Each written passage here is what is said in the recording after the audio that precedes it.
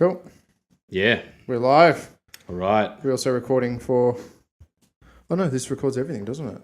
Wow, technology. Yeah, no, that'll record everything and I've got the audio I can upload later Wow. on YouTube. I guess one day when I get my new internet, I'll be able to stream to YouTube and Facebook at the same time. Holy shit. Next season. Ooh, NBA. Ooh. In a proper studio as well.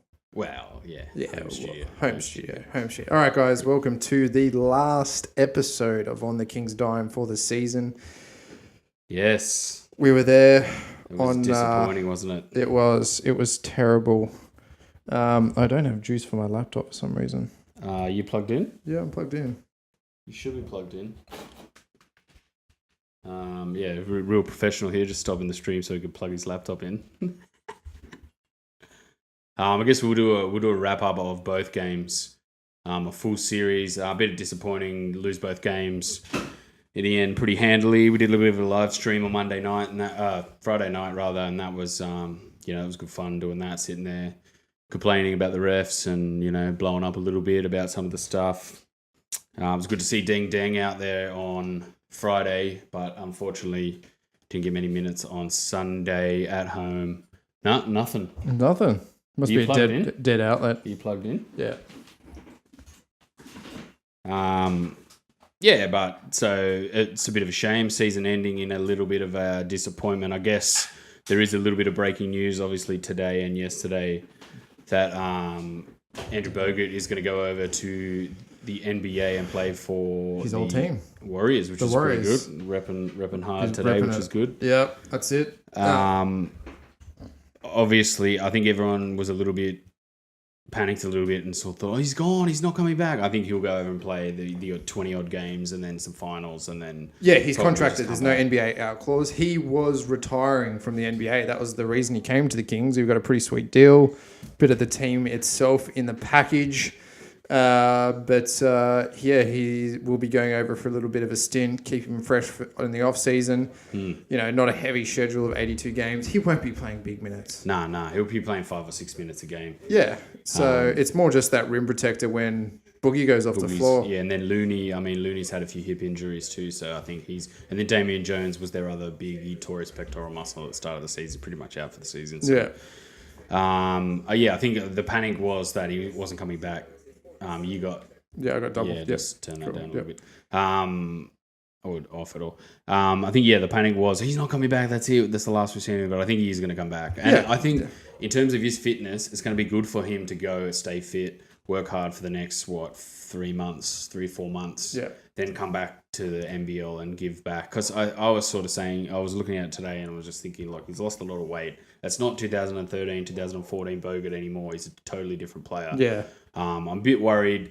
I think a lot of the Warriors fans are going to be like, yes, we're getting back old Bogut, but they're going to see him and go, this isn't old Bogut. What is this? He's like 30 kilos lighter and he's wispy. What's going on? Yeah. So it'll be interesting to see how he goes. We'll follow him, obviously, on Aussies Taking Over the NBA. Shout out.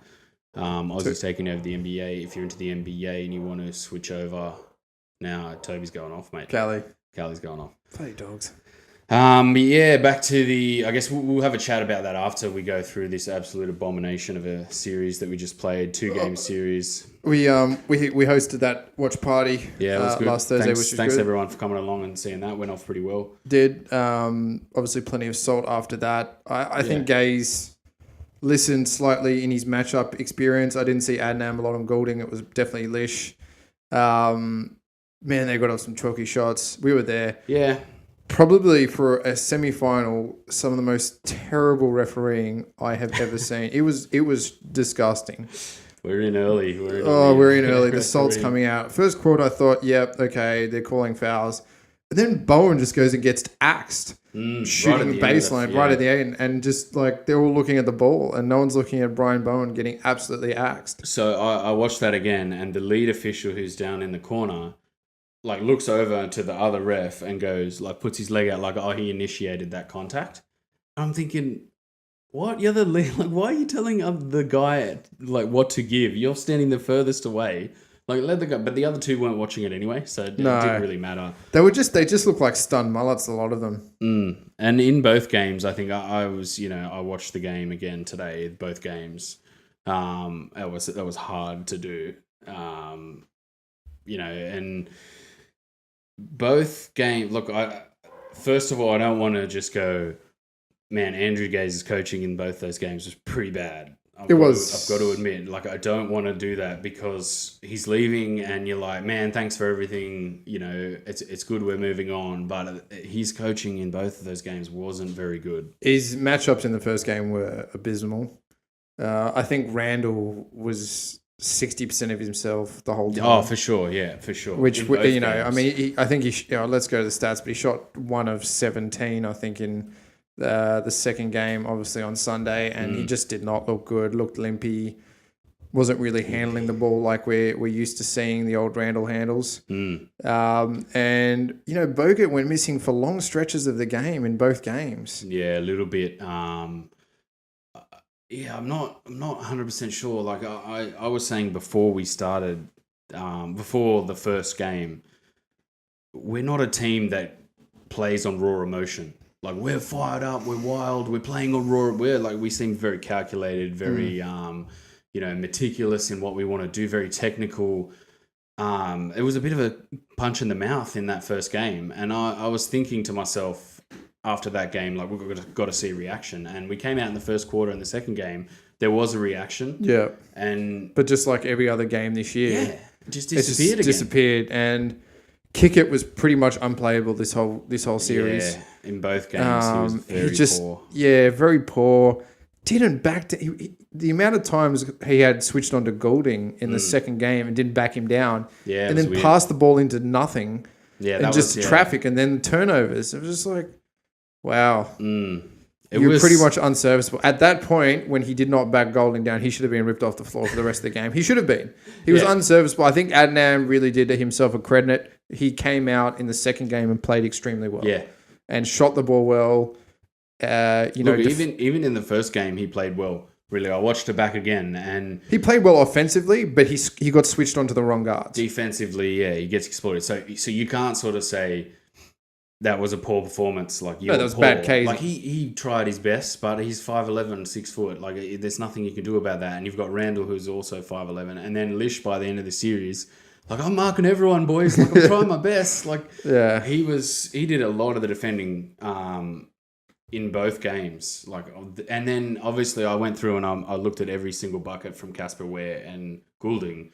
There was rarely any double teaming, any double team, double trap, any fast pressure, any ball. There was no ball denial at all. Like, as soon as Casper Ware hit 3 shots in the first game, it's like, get the ball out of his hands. Get the ball out of his hands. Fast. I don't care if someone has to, like, whoever's on Barlow, come over hard double and make them give the ball to Barlow and make him create something or do something. But that never came. Like, it never. No. Oh, that the big thing out of that first game would have been, we have to double trap Casper Ware pretty much straight away. But then you look at the whole season, we've not done that at all. We've barely had any scheme defense. No. At all. So you can't just go, well, scheme defense in the finals then. We'll just cobble something together and make it happen. Like, that was the biggest thing. It was very much that 12 minutes, 2 minutes, 12 minutes. It was that very time-based calculation that Gaze likes to bring to the team. And it doesn't really work in playoffs. Playoffs is about individual matchups. It's about switching offensively onto the right guys to exploit. And it's always hard against Melbourne because their guards are slightly bigger.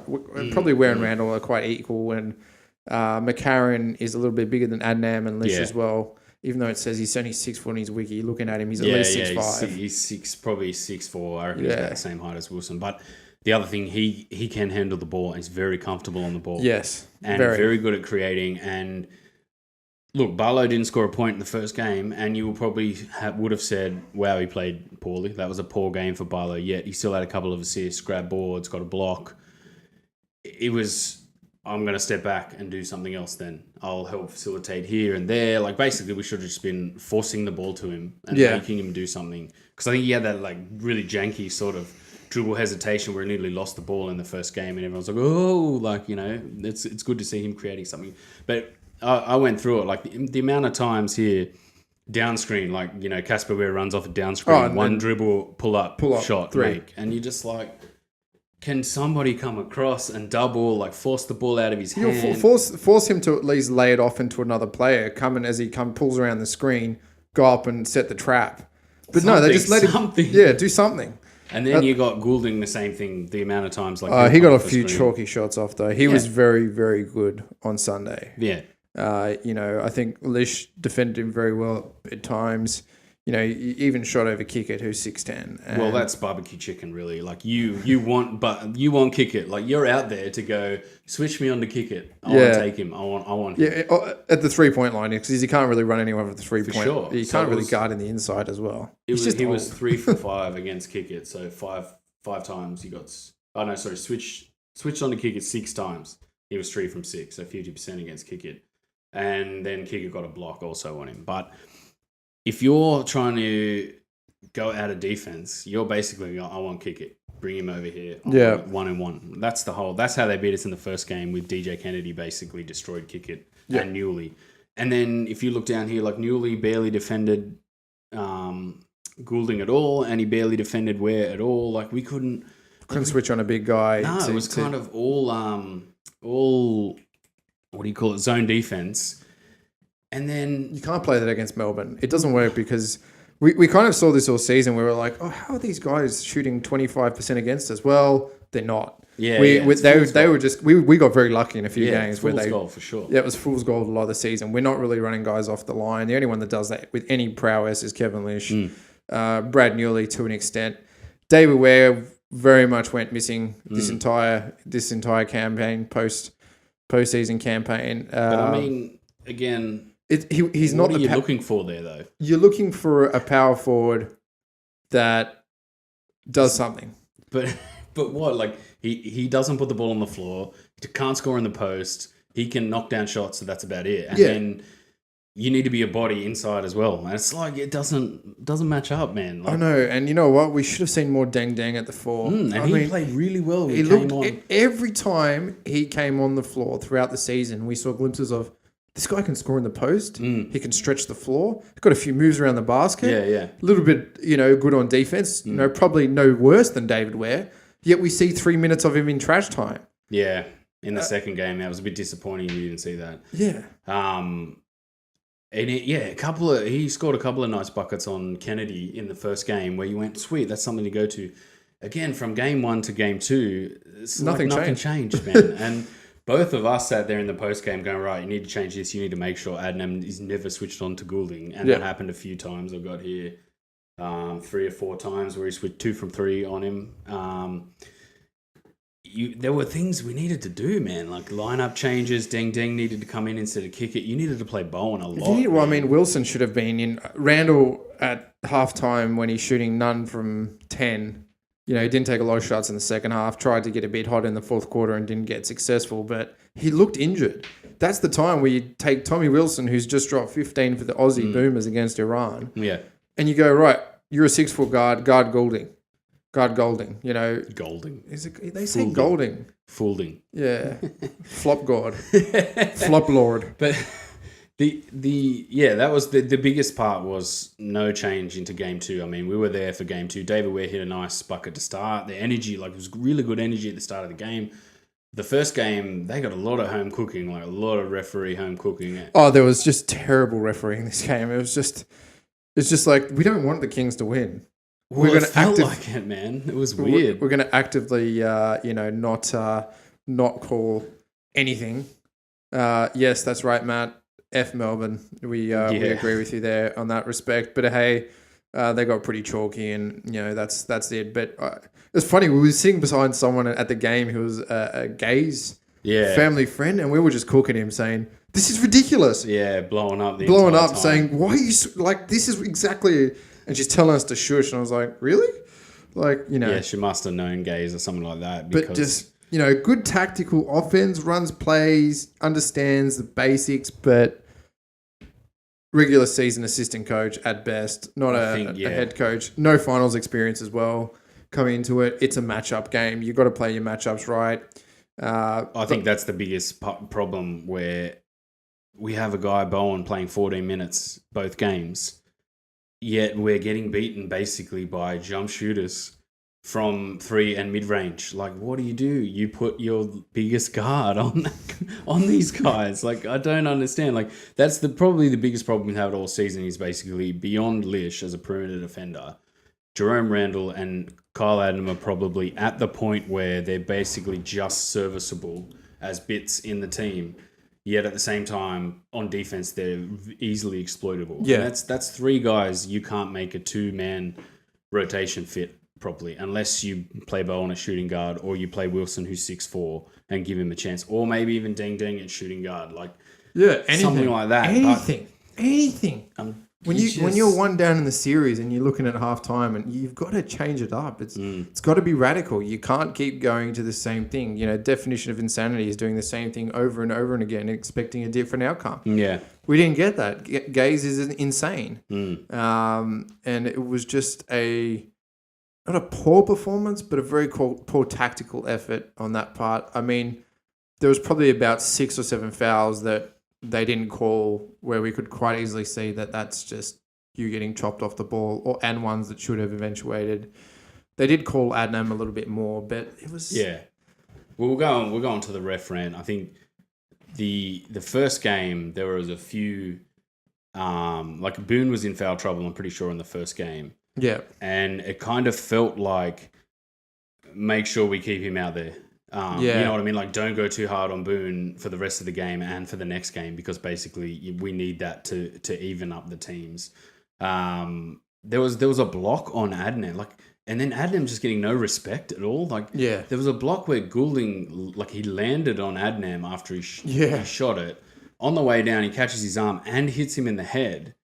Yet they're like, great block. Sensational block. I'm going, you hit him in the head, the arm. Okay, you got a bit of ball. And like Adnam lands on him and falls over. Like, it's a foul. Like, what are you talking about? I'm pretty sure they called Adnam for that one as well. No, it was just a block. A block. Was like, it? Great block, Goulding. Like, you fouled him 3 times, but it was a block. In the first game, can you remember? Like, I watched it today. I was just like, every time I was watching those things, just like it was searing my soul. My soul was just breaking apart. I was like, damn it.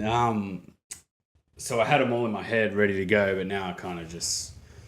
But in the second game, there was obviously that Bogut, that Bowen baseline where he just got train wrecked. Like, Pledger, like, landed on him. He's, like, basically next to the couch. Like, they showed that those people in the couch. He's basically sitting on the couch next to him with Pledger on him, and they're just like, nah, nothing doing there, boys. Yeah. Like, what?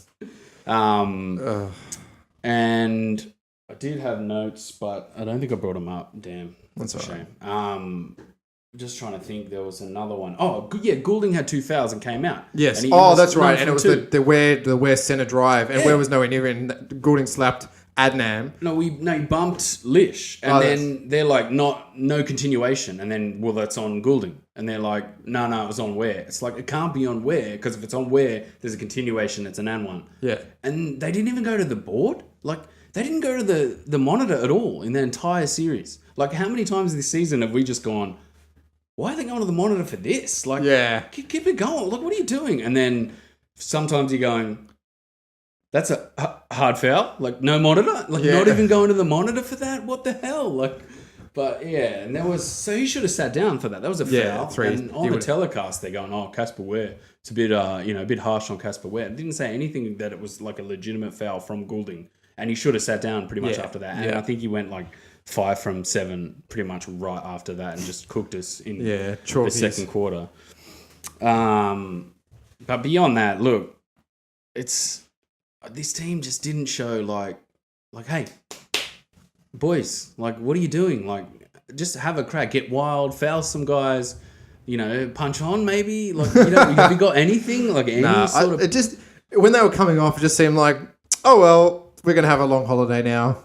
That was it. There was no fire. Yeah. Maybe they weren't playing for gays. Maybe that was the problem. Yeah. And Bogut certainly wasn't. It was very cold. Yeah, it was a bit cold sus. Afterwards. You gave Randall a bit of a hug, Lish a bit of a hug, and then Bogut just kind of walked past him. So there may have been something to that. I mean, Bogut played well. Obviously, 12 rebounds, 10 points. Was effective. Boone kind of did have it on him this series again. Boone played well, man. That's a big matchup. So, okay, Boone and Bogut, that's a good matchup. And then you look at where on Randall, obviously Randall was hurt, and you kind of just like whatever we got out of Randall, like, you know, that was basically it. Ran him through like 1,000 down screens, scored all night on Randall basically, and Adnan. And then what are the other matchups? Like Newley kind of played well in that first game. Carradis got a nice steal and a bucket. Couldn't get a foul at all, like going to the rim. And then like you would have liked to have seen Bowen in on someone. Like who are we bringing Bowen in? Who can Bowen come out and torch? Like no, it was just kick it. It was kick it, and then kick it was just really poor. Like yeah, and a 36 or 37 or whatever year old. I'm retiring soon anyway, so whatever type of poor, well, whatever. But you know what I mean? Like I'm retiring soon, kind of poor. Where you're just like really like veteran, you know, like no fire, no passion, none of that. Where was the elbow? I wanted to see the elbow. I wanted to see him back down Goulding and just... He didn't even back him down. I was just like... And then he passed the ball through like 3 Melbourne. Yeah, and there was a hand. To him. I was like, what the f*** are you doing? So, and he wasn't yanked. That would have been like, get out. Yeah, I would have... He wasn't yanked down. He stayed on for like another 2 or 3 minutes, did nothing, and then finally got pulled. And I was just like, oh. And then they played a small ball lineup with kick it at the 5. And just... You got no ability to transition offense for a big guy to run through and score because he's going to be 10 minutes down the road catching his breath. A few times, Randall's running out ahead of everyone and kind of like, it's no one up here, like, I'll just try and cook someone and score. And then he's like, just settle down. I could feel he was very, like, Randall was very, like, frantic and I'm injured, this sucks, I'm trying my best, guys. Yeah. And you can't say, well, what did he have? 1 of 18 or one something? 1 of 15 on the night. It was like minus 22, so it was obviously... brutal. It was minus 20 in the first game as well. Oof. It's just one of those things, man, and even he came out and said... But he settled... Like, he was settling for floaters a little bit before he got injured. And that's where I was sort of saying, no, yes, when he was making them, like, those kind of buckets... But, you know, with an injury, he was struggling a little bit. Like, you got to put that in the locker, do something else. And I would have liked to have seen him kind of facilitate a bit more, but it's just one of those things. What about Rainbow Ray off the bench? He played really well. Yeah, 5 of 7. What did he end up with? How many points? 12 points. Second top scorer, really, with behind Adnam and Lish. You know, it was funny. It was the flip side. Our bench were the glue this game. Adnam was a +4. Wilson, last 2 minutes, but Adnam was a +4. Deng Deng was a +1. Bowen and Turner only a -5, yet starters -10, -10, -22, -9, -14. So it was the flip. Yeah, starters kind of did nothing. I mean, Lish was 4 from 11, 2 from 6. Newley had an okay game. Bogut was good, good utilization, 5 of 8. 12 boards, 4 of them offensive, 5 dimes, a couple of beautiful dimes in there as well. Bogut. Yeah. 2 blocks, and we're 20 minutes of nothing. Again, like, what are you expecting? Setting a screen, they went in this middle season run where he stood and screened, but he moves through screens, and then like Randall Lish gets double trapped and then they're passing out and there's always hands in the way. Like set the screen so the guy can run around you. Or he shows for the ball, acts like he's going to hand it off, but then they just don't respect it anyway because we know you're not going to drive and score. We can just stand here and wait for you to do that. Again, like, what can you expect from... Like, that was just kind of like David Ware. Like, I'm not trying to... Like, he had some good games this season. He did, but do more of that. But in this series, you just kind of were like, well, he's not going to give you any more than some dribble handoffs, the odd knockdown shot. Unless, if we're creating knockdown opportunities, which we weren't really. Like, Newley had a few. I said I wanted to see him drive a little bit more. He kind of really didn't do that. I don't know if that was, tactical or something like that, and then kick it. Even Ray Turner at the 4. Why would you put Ray at the 4? Yeah, with who was playing centre in those lineups, kick it. Yeah, even with Bogut at the 5, put Ray in at the 4. I've got the lineups here. So the starters started 7 times. He played a Bogut, Newley, Lish, kick it, Adnam lineup 4 times. And then the other one was Bogut, Randall, Bowen, kick it, Adnam that he played 4 times. So they were the most used lineups. Yeah, and I would have put Turner at the power forward position because he's a guy with a bit of size, quicker, got an elbow game, inside game, can, potentially work with Bogut to box out. That would have been nice to see. But again, and then playing Deng at the small forward. No creativity in lineups. No let's get a faster group on the floor. Yeah. It's like 4 and kick it to small ball center. It's just like, he's slow. Yeah. What are you doing? No, no reactive lineups either. No. Like, Goulding's torching us. Let's get someone on there to stop him. Yeah. Or Casper Ware's shooting off down screens the entire time. Let's get someone on the wing who steps up and, because they were putting their hands in the lanes a lot. Like Bogut had, I think, 3 or 4 turnovers where, he turned the ball over because of his elaborate passing. Yeah. Whereas we just there was barely any times where, an elaborate pass from Melbourne that didn't come off because we had our hands in the lane, or we were working hard to defend like that. A few times where there was no help from Newley and Kicker, and they were just getting to the rim as well.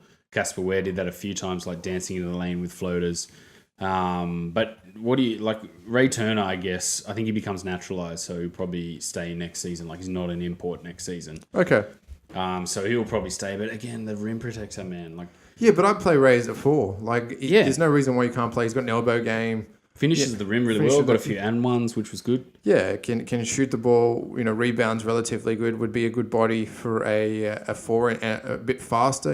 Obviously Ray puffed for the first couple of games. He was a bit Ray puffed in the first in the second game. You could see the first stint he had. I think he was a 4 from 5 or something like that.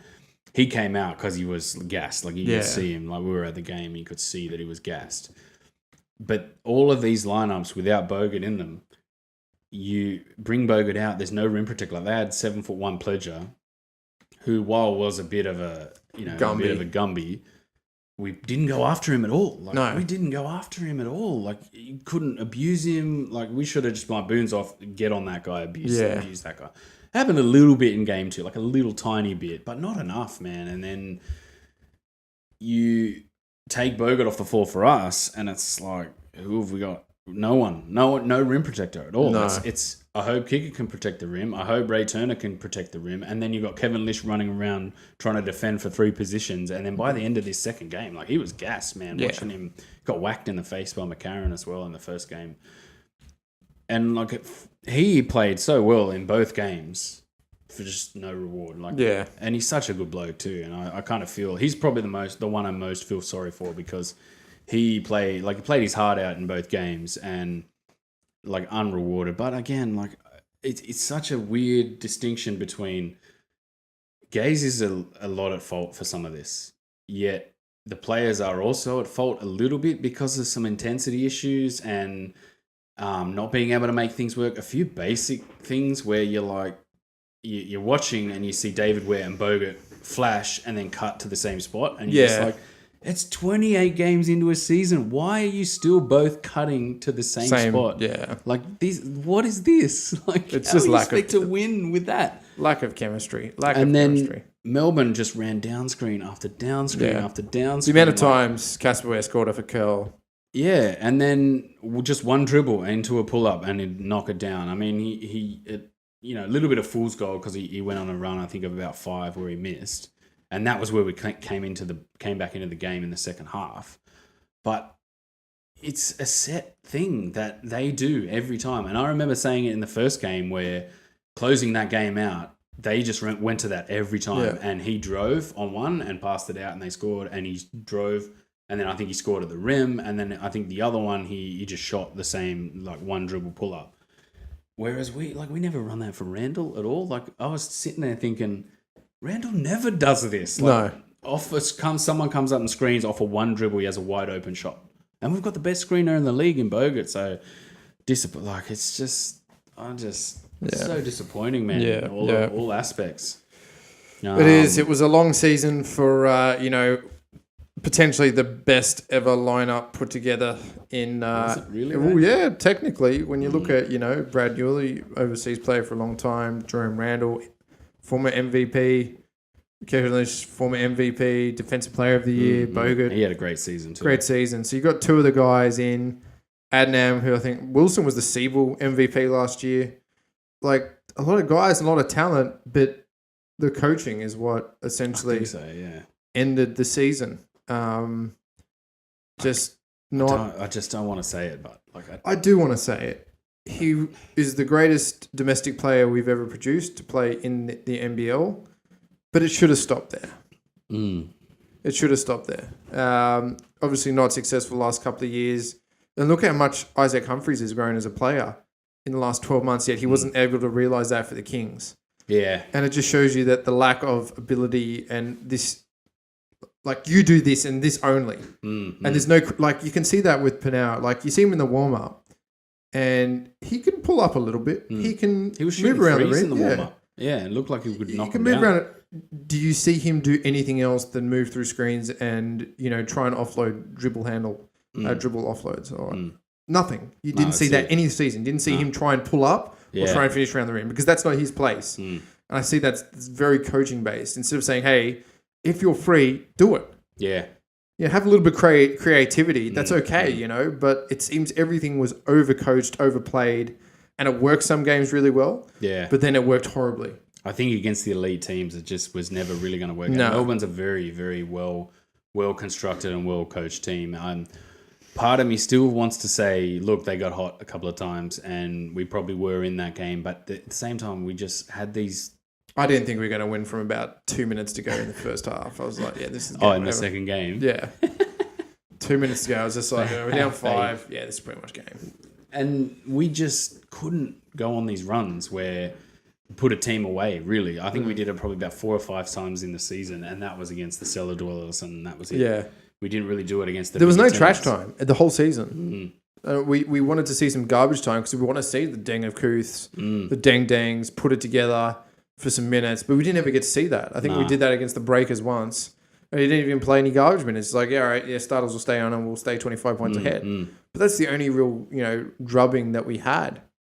For a team that came third, it was kind of weird. Everything and I think a Taipan's game where we beat them pretty handily too, but that's 2 games, and that's probably a total of about 4 minutes really, or 8 minutes in the grand scheme of things. But yeah, all right, I guess we should move on, because that was brutal, to be honest. To next year, to Bogut, obviously new joining as well. You can, new coach, Rob Beveridge. Beveridge. Yeah, we're pretty sure it's going to be Rob Beveridge, but I'll be interested to see what he can do. But the biggest part is who do we keep out of the lineup? Yeah. Who do we get rid of? Pretty much everyone's open slather except Bogut. Bogut, and then there's a few team options in there. I think Lish is on a team option. Randall's not. Randall's completely a free agent. I think Wilson's a team option. Akuth is 1-1.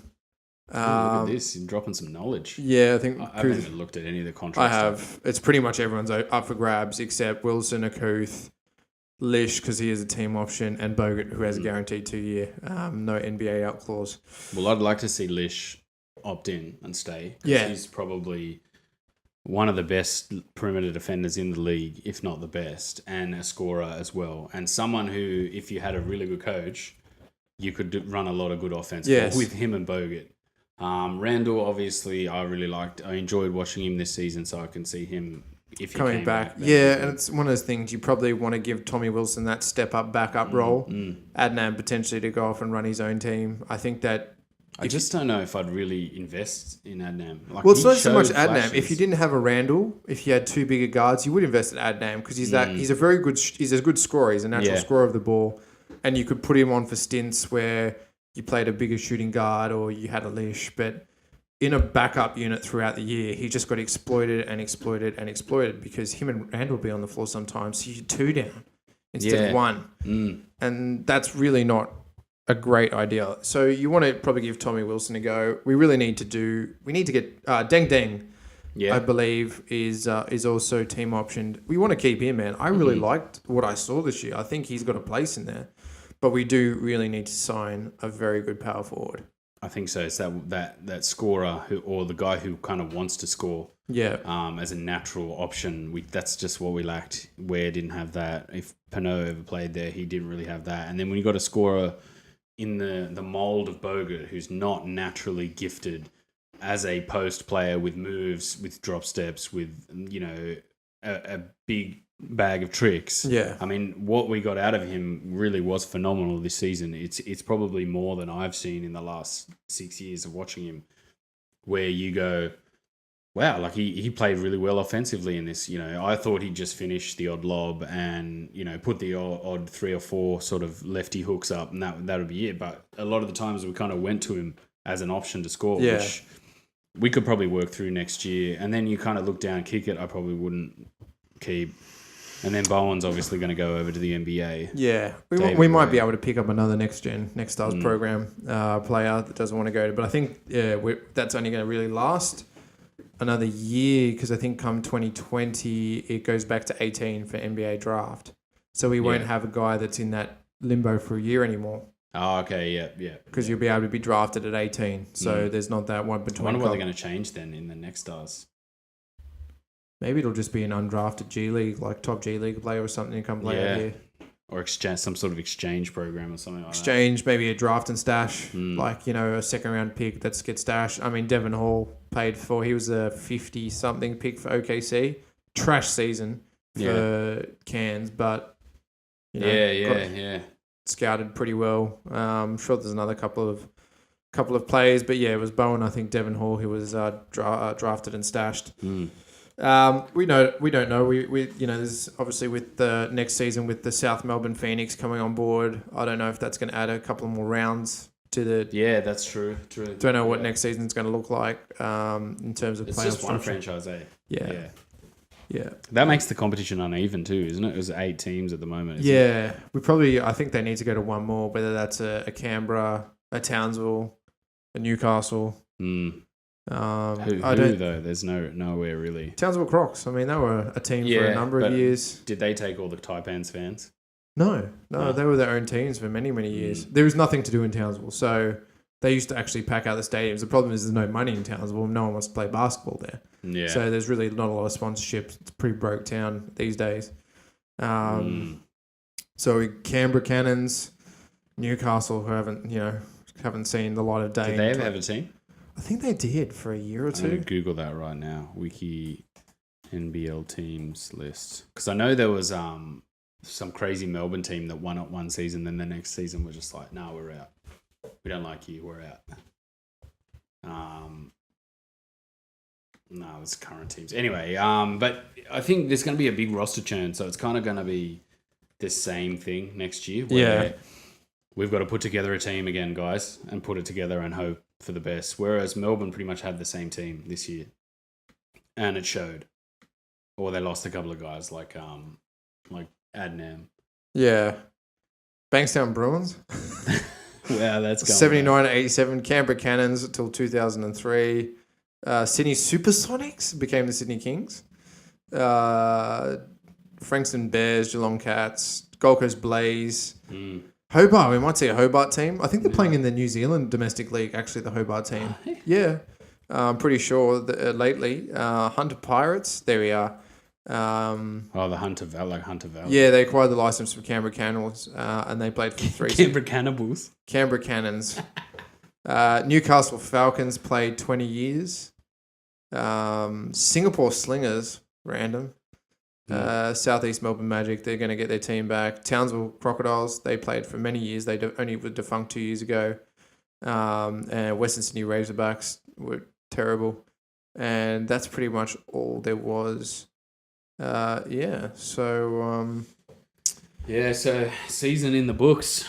It's a bit disappointing, really, that finish. But, you know, the biggest probably frustration is the fact that we're going to have to sign 5 or 6 more players, and it's going to be a bit of a roster churn, and, you know, we're going to have a coach come in, bring a bunch of players in, and instantly, like, get some...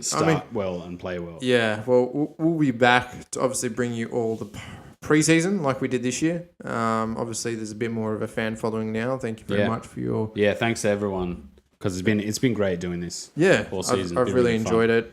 You can still catch us on Aussies Taking over the NBA. That's our NBA podcast. Yeah. Obviously, Bogut moving over to the Warriors. That's 12 Aussies in the NBA now that have played. I think 13, but Dangadell and Mitch Creek swapped out. So Mitch went back to the G League, and Dangadell's playing 2-way at Cleveland. So potentially 13 Aussies in the NBA, which is a roster for a World Cup. It'd be interesting to look at who's in Europe to bring back to the NBL. Old matey. Who's the Jock Landale at power forward would be pretty good. But he'll be NBA. Yeah, he'll probably play in the NBA and be too expensive. Yeah, because the Phoenix have already signed Sobey and then possibly Mitch Creek. And Mitch Creek's got the NBA clause. And who's that old shooter? What's his name? Old now. He's played in Europe for years. Ben Madgen. Yeah, Ben Madgen. I did watch him in that first game he played for Kralsham. He shot like 11 of 13, man, from the 3-point line. It was insane. Yeah. That actually will be interesting because I think he's 33. Yeah, he's a bit old. What's he doing that for? But yeah, so we'll try and come back and if there's any news in the off season, we'll try and do some pods and try and do something. Because it's a long off season. When does it start up again? October. That's a long time, man. It is a long time. We might have to just, come and just have a chat for fun. Yeah, we might just come halfway once the kind of teams are finalised, the roster's finalised. We might do a bit of a review of the players and see where they come from, what they can bring to the team, because it is a long time between drinks. But we'll keep you up to date in any Kings news via our Facebook page. Yep. We'll post it all there. Keep interacting as well. It's good to talk to you all, and we'll see you in the next season. Thanks, Peace everyone. out, everyone. Take it easy, peeps. See ya.